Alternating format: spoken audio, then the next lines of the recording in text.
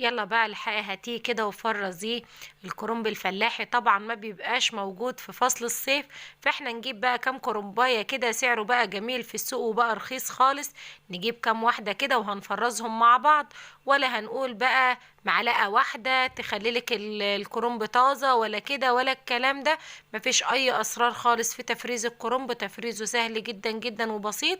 في الاول بقى حط لي لايك للفيديو، وزي ما انتوا شايفين كده يا قمر قورنا الكرنبايه بطريقه سهله وبسيطه جدا جدا، ودي افضل طريقه لتقوير الكرنب.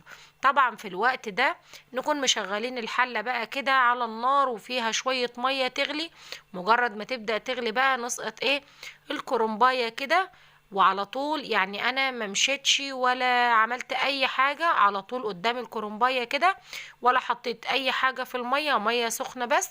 ونزلت بالكرنب بتاعي، بس اهم حاجة في ثواني وتكوني قلبة الكرنباية، لان عايزينها بس يا دوب تتحط في المية السخنة وتطلع على طول. مش هنسلق الكرنب يا حبايبي، تمام؟ مش هنسلق، نعتبر كده احنا مش سالقين الكرنب، يا دوب هنحطه في المية السخنة ونطلعه. لان الكرنب ده طبعا هنفرزه، فلازم يطلع مش مستوي مش مسلوق، علشان طبعا التلج التلج بطبيعته طبعا بيسوي الحاجة، تحس ان هو بيسوي الحاجة كده وبيدبلها اكتر، تمام؟ فاحنا مش عايزين ان احنا نسلقه سوا كامل، ولا يدخل في مرحلة التسوية تماما.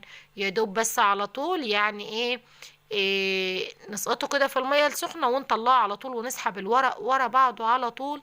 ما تستنيش ولا تسيب الكرنب بتاعك في المية وتمشي، تمام؟ كنت جايبة كرنبتين كده زي ما انتوا شايفين، وشفت طريقة التقوير انا عملتها معاكم اكتر من مرة. طريقة سهلة وبسيطة جدا جدا، ودي افضل طريقة. شايفين ما شاء الله الكرنب وحلاوته اليومين دول بجد. الكرنب كده مسكر زي العسل بصراحة. فافضل وقت انك تفرزي فيه الكرنب هو الوقت ده. الكرنب الفلاحي بتاعنا ده البلدي مش بيبقى موجود في فصل الصيف، اللي هو ورقته خفيفة ده. فتجيبيه بقى اليومين دول الموسم بتاعه وتبداي انك تفرزيه، تمام يا حبايبي؟ خلصت بقى الكرنبتين كده بالشكل اللي انتوا شايفينه ده. وطبعا لازم تشطفيه تحت المية علشان هتفرزيه، ما ينفعش ان هو تشيليه من غير ما تشطفيه كده بالمية، علشان ينزل المية السخنة بتاعته، علشان طبعا ما يعملش ريحة معاكي وتطلعيه تلاقيه ريحته مش احلى حاجة، فاهمني؟ ولا حطينا بقى معلقة سكر، ولا حطينا شوية كمون في المية، ولا اي حاجة من دي. طريقة بسيطة سهلة جدا جدا، وعلى طول بالمية السخنة من غير اي اضافات، تمام؟ وزي ما انتوا شايفين يعني فيديو سهل وبسيط جدا جدا، والحاجة دي انت بتعمليها كل يوم في بيتك. فما تحطيش بقى سكر ولا تحطي اي حاجة، بجد عن تجربة. تسلقيه في المية السخنة عادي خالص من غير اي حاجة. ما تستغربوش بقى ان انا قلبة المصفى كده. انا عاملة المصفى كده علشان اشطف الكرنب كده واحط عليها علشان يتصفى. شايفين ما شاء الله الورقة ماسكة نفسها مش مسلوقة ولا اي حاجة. خلصتهم بقى وسبتهم يتصفوا كده، وهبدأ طبعا نقطع الكرنب بتاعنا بجد بسرعة الصاروخ زي ما بيقولوا. لو معاكي 10 كرنبات بجد مش هياخدوا معاكي 10 دقايق، تمام يا قمر؟ زي ما انتوا شايفين كده بنجيب الكرنب ونعمل بقى الكرنباية. طبعا الورقة بتبقى مفرودة كده، نخليها نصين ونطبقها بالشكل ده، ونحط طبعا على بعضه، والعروق تبقى على بعضها في مستوى واحد. زي ما انتوا شايفين بالشكل ده كده انا بعمل صفين كده مع بعض، لان بنقي الورق اللي طول واحد واحطه على بعضه، تمام؟ حط لي بقى لايك للفيديو يا قمر، واللي لسه ما اشتركش في القناة ينزل يشترك ويفعل زر الجرس علشان يوصلكوا كل جديد ان شاء الله.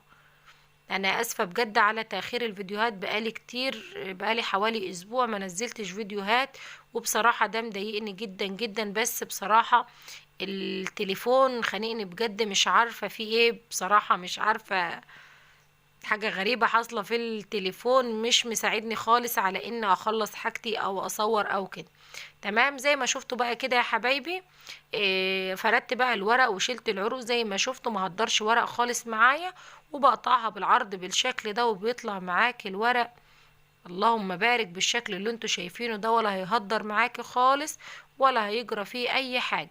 شايفين العروق طالع فيها ما فيهاش اي حاجة. فزي ما انتوا شايفين كده بحاول بس ان انا اجيب لكم الاتجاه علشان الصورة تبقى واضحة كويس. فزي ما انتوا شايفين كده ما شاء الله بيتقطع سهل وبسيط بجد بسرعة الصاروخ، زي ما انتوا شايفين كده مش بيهدر معاكي ورق خالص.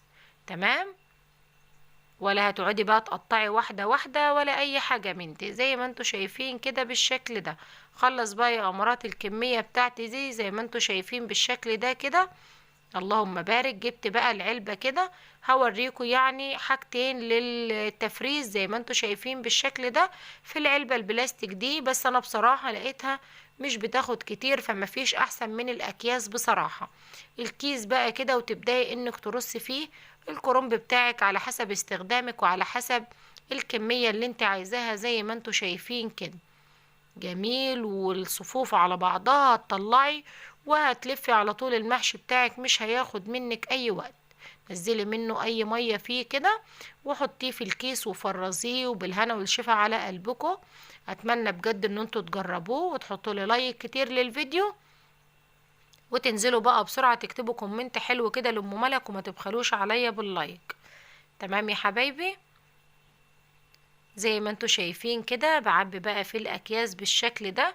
ما تحطيش للكرنب في المية اي حاجة بجد، وعن تجربة كذا مرة تسلقيه بالمية العادية مش اكتر من كده. ولا معلقة سكر تقولك لا ده تخليه مسكر ومش عارفة ايه والكلام ده، لا. هو الكرنب بطبيعته الفلاحي دوت بيبقى مسكر وما شاء الله جميل، ولا كمون ولا اي حاجة من دي. شايفين ما شاء الله اللهم بارك الكرنب بتاعنا جميل جدا جدا. جربوه بقى وحطوا